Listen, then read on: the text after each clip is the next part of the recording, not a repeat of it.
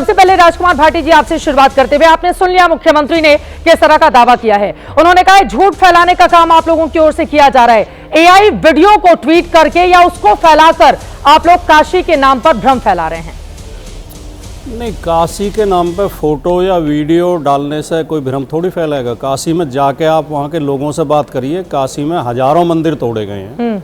काशी में आप भी गई होंगी, हम भी गए थे। जब पहले समय में मोदी जी के आने से पहले काशी विश्वनाथ मंदिर जाते थे तो संकरी गलियों से निकल के जाते थे तो हर मकान के बाहर मंदिर था, हर मकान के बाहर मंदिर था।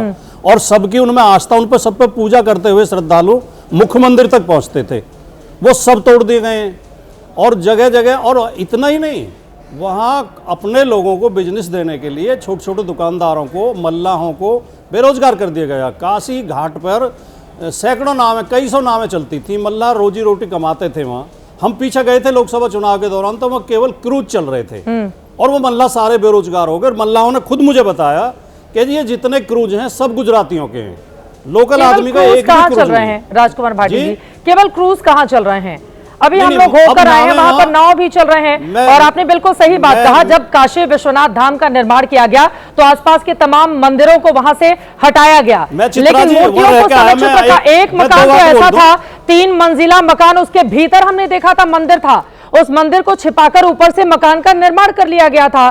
तो ऐसे मंदिरों को भी तो बाहर लाने का काम सर। और अगर काशी विश्वनाथ धाम बनेगा तो उसके लिए ज्यादा जगह चाहिए। आप पैसा तो लगा सकते हैं, जमीन कहां से लेकर आएंगे? उसके लिए तो सरकार वहां के जो आसपास के मंदिर हैं उनको ही समाहित करेगी धाम के लिए। जो मैं बात कह रहा था आपने बीच में रोक दिया। जो कुछ नावें चल रही हैं, मुश्किल से 8 या 10 नावें, वो इस क्रूज से उस क्रूज तक ले जाने के लिए, जो क्रूज किनारे तक नहीं आ पाते, पानी कम होता है, वहां तक पहुंचाने के लिए लोगों को यूज होती हैं। आमतौर पर पूजा भी क्रूज में हो रही है और पर्यटन भी क्रूज में हो रहा है। मल्ला में बेरोजगार हो चुके हैं। ये जो सरकार की नीतियां होती हैं, हम ये नहीं कह रहे कि विकास मत करो या टेक्नोलॉजी का यूज मत करो, लेकिन छोटे लोगों को बेरोजगार करके, छोटे लोगों को बर्बाद करके बड़े लोगों को फायदा। पैसा इतना ज्यादा है, सभी तो क्रूज में बैठते नहीं है। आज शाम की आरती के वीडियो आप उठाकर देख लीजिएगा, बहुत बड़े पैमाने पर श्रद्धालु नाव पर बैठे होते हैं। राजकुमार भाटी जी, लेकिन मणिकर्णिका घाट पर आप कुछ अपनी प्रतिक्रिया नहीं दे रहे हैं।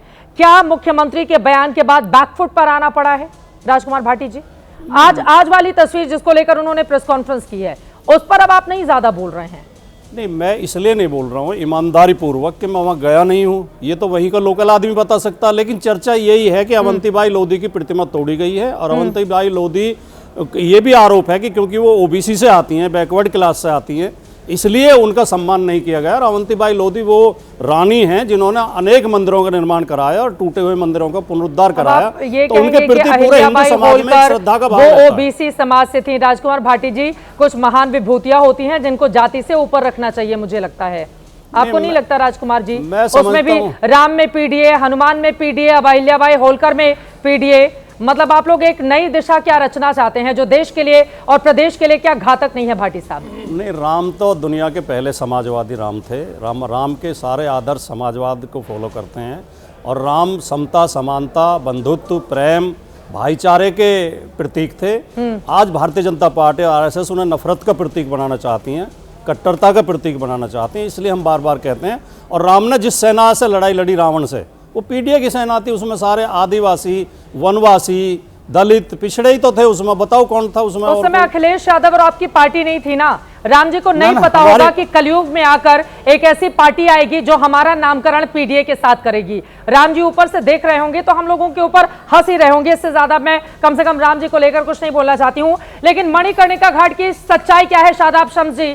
अब वहां पर देखिए, वहां के जो कांग्रेस पार्टी के नेता है उनका बयान आया है। उन्होंने कहा है कि अगर एआई का वीडियो है तो आप मुझे जेल भेज दीजिए, मेरे खिलाफ कार्रवाई कीजिए। क्यों नहीं कर रही है सरकार? उनकी ओर से बाकायदा टिप्पणी की गई है इस पूरे मामले पर, बताइए।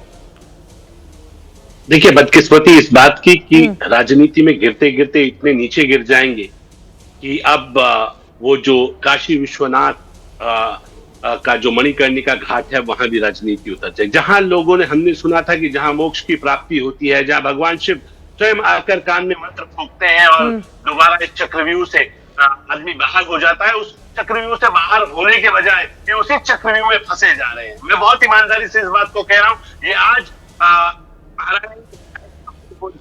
करते हैं, इससे पहले कौन याद कर रहा था? ये भारतीय जनता पार्टी तो थी जो पूरे ऊपर से लेके नीचे तक बूथ बूथ तक अहिल्याबाई होलकर के विचारों को पहुंचाया। अहिल्याबाई होलकर ने जिस तरह से धर्म को और भारतीय संस्कृति को एकजुट कर जिस तरह से प्रेजेंट किया, हमारे वो आइडल बने, उनके विचार एक एक भारतीय के मन मस्तिष्क में रच जाए, बस जाए। अगर ये काम किसी ने किया है तो भारतीय जनता पार्टी ने किया। क्या इस बात की पीड़ा है? केवल और केवल ठीक है, आपका ऑडियो थोड़ी देरी से आ रहा है, वो सही नहीं आ रहा है, मैं उसको दुरुस्त करवाती हूँ। लेकिन अजय राय की ओर से कहा गया है अगर मैं एआई बना रहा हूं तो मुकदमा दर्ज करके जेल भेजें।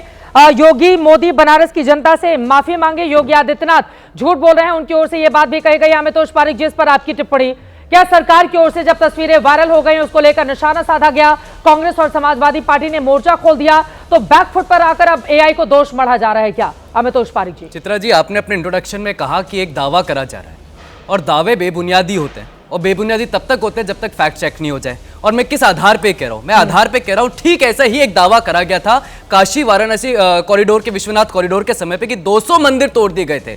और जब फैक्ट चेक करा गया उसका तो पता चला कि सिद्धारमैया ने सितंबर 11 को भी सेम मंदिर का वीडियो डाला था और वही उन्हीं के समय पे तोड़ा हुआ मंदिर था और उन्हीं के टेन्योर में तोड़ा हुआ मंदिर था। तो मुझे लगता है फैक्ट चेक हो जाना चाहिए। दावे दावे रहते हैं, वो नहीं आते। लेकिन देखिए, एक पक्ष है जो विकास और विस्तार के साथ खड़ा होता है और एक पक्ष है जो कोर्ट के आदेश के बाद भी पत्थर उठाता है। अरे तो प्राचीन परंपराएं थोड़ी ना ध्वस्त की जाएंगी विकास के नाम पर? अमितोष पारिक जी, स्टेटमेंट आ गया, फैक्ट चेक हो जाएगा। लेकिन वही दावे करने वाले लोग क्यों चुप हो जाते हैं जब पथराव कर दिया जाता है किसी भी मणिकर्णिका घाट को क्या आधुनिकता का जामा पहनाया जा सकता है? लोग नहीं देखना चाहते हैं।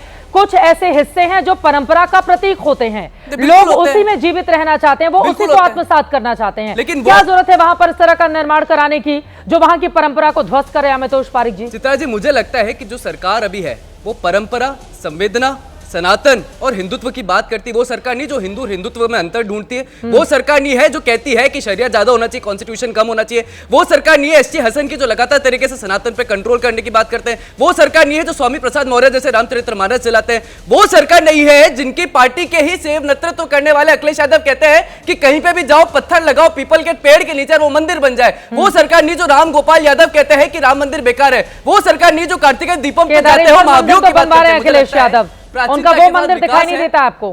केदारेश्वर मंदिर बनवा तो रहे हैं अपने हिस्से में। कौन? अब अखिलेश यादव जी। हाँ, वो अखिलेश यादव जी जो हाथ पे काले पट्टे बांध के जाते हैं, जिनके पार्टी के लोग और जो बाबर को सही कहते हैं और प्रताप को गद्दार बताते हैं। वो पार्टी के लोग जो अभी तक कुंभ के अंदर में जाते हैं और दलितों की बात करते हैं। वो पार्टी के लोग जो दिवाली में भी दलित ढूंढते हैं। वो पार्टी के लोग जो दिवाली के ऊपर में दिए चलाने पे मना करते हैं। वो पार्टी के लोग जो राम मंदिर को एक स्लेवरी बताते हैं। वो पार्टी के लोग जो बाबरी की कस्में खाते हैं। वो पार्टी के लोग जो राम मंदिर के अलावा मंदिर टूटते हैं टीएमसी में तो चुप हो जाते हैं। वो पार्टी के लोग जो मुर्गन का मंदिर टूटता है चुप हो जाते हैं और महाभियोजन की बात करते हैं। मुझे लगता है प्राचीनता के साथ विकास आवश्यक है और विकास करा जाए। ठीक।